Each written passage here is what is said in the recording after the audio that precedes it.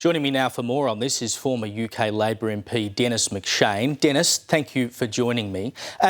13 years ago, you were jailed in an expenses scandal. So do you have any sympathy for the situation that Mandelson and Starmer now find themselves in? I don't think that's very chalk and cheese. I was put in prison, you're quite right, because a fascist party called the British National Party got angry when I exposed their anti-Semitism. And yes, I'm a journalist, and I admit I was taught at the BBC how to fill in expenses forms, and I shouldn't have done what I did. I made no profit out of it, and the judge, everybody agreed on that. But they decided to send me to prison to make an example of me. And it was interesting in that period.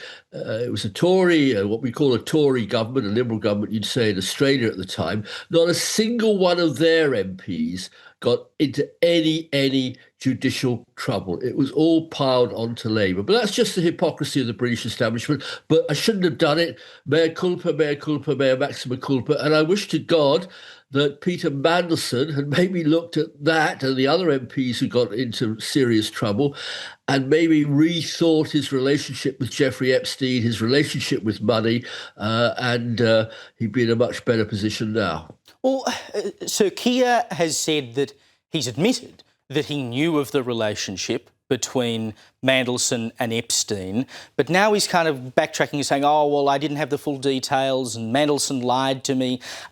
In this climate, knowing what was coming, there was always going to be a tranche of the Epstein files come out. Trump had promised that. Why would he appoint Mandelson to this position? Surely he should have known this was going to happen.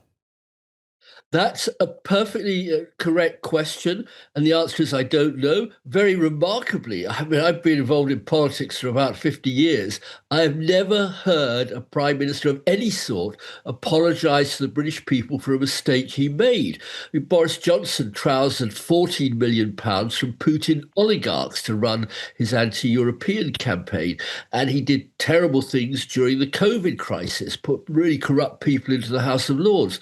Has he apologised? No. Did Tony Blair apologise for Iraq? No.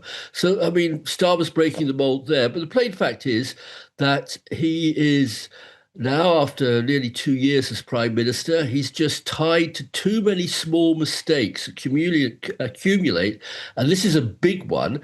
But the plain fact is, there are very good pieces now by journalists saying we knew about Epstein, but we didn't report on Mandelson and Epstein. Why didn't we? Why didn't the editors of Britain, the journalists of Britain who knew about it, say anything at the time?